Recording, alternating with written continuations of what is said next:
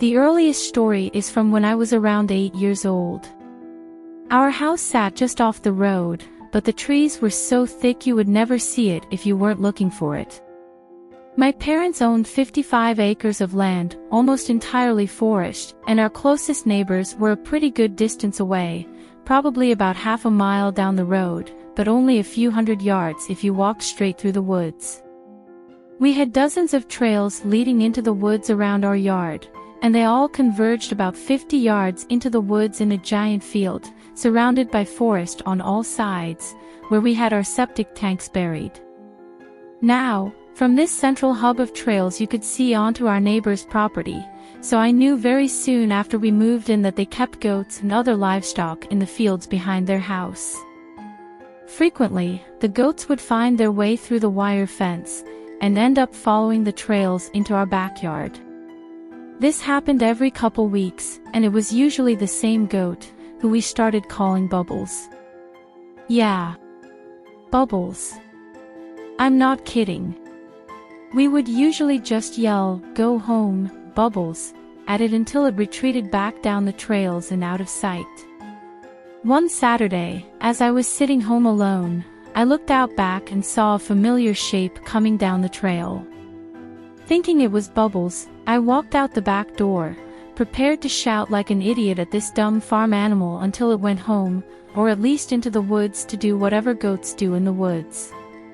As it got closer, however, I realized that I didn't recognize this goat. Bubbles had gray fur, with a black spot on her eye. This goat was black as midnight. So much so that I could barely tell where its eyes were.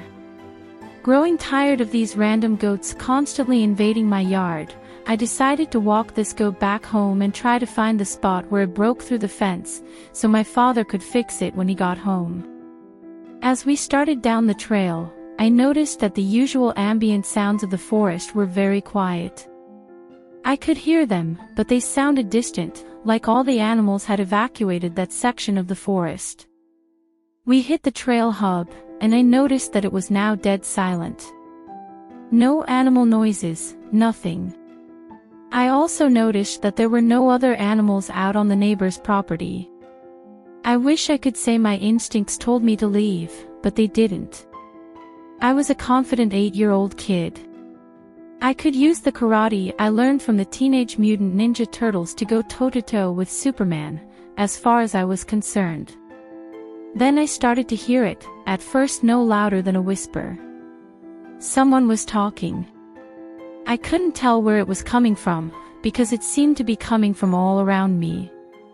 I could just barely make out the words, "Come here, boy, come here." So, being the fearless 8-year-old, I called out, "Who's that?" Apparently that was the wrong answer. The woods around me exploded with a noise that I can only describe as the sound a bass guitar would make if you tuned it down incredibly low and then slapped every string as hard as you could. I could feel the percussive notes throughout my body, and I immediately started running from my house, screaming. As I reached the edge of the clearing, I looked back and saw the goat. Standing. It was on its rear legs, with its front legs up, like a dog trying to reach a treat above its head. I could tell it was staring at me. I ran faster than I ever have before.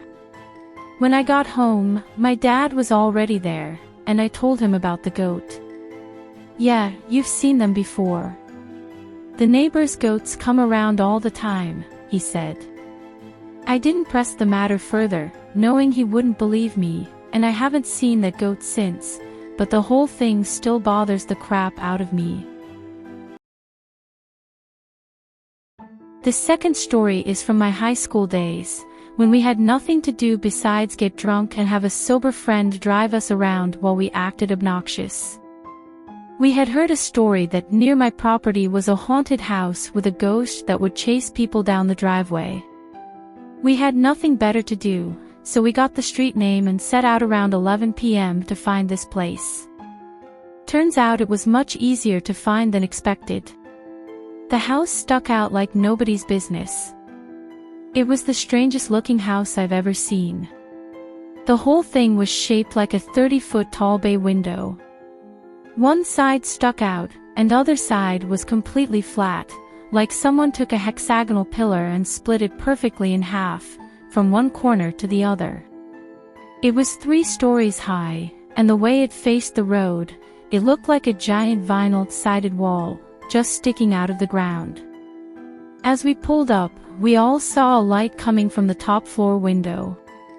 It looked like a green laser pointer, and my first thought was that one of my friends had one, and was shooting it at the window, until I realized I was wrong.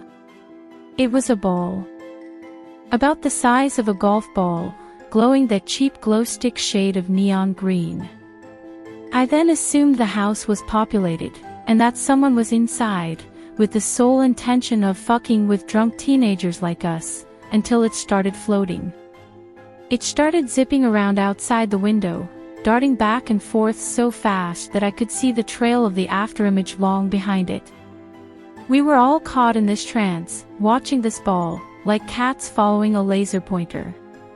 Finally it occurred to me that we should not be at this oddly shaped house with creepy ghost lights in the middle of BFE, and I yelled at my friend Ritter who was driving, "Reverse, now." I guess my yelling broke the trance, because the next thing I remember, we were blazing down the road in reverse, faster than we ever should have been going. We were all still locked onto the ball, which was now darting towards our vehicle. As we left the driveway, the ball stopped, then made a clockwise circle in the air, and snapped back into the window like a slingshot. We made it back to my place without any other incidents, and we all slept in the same room with the lights on that night.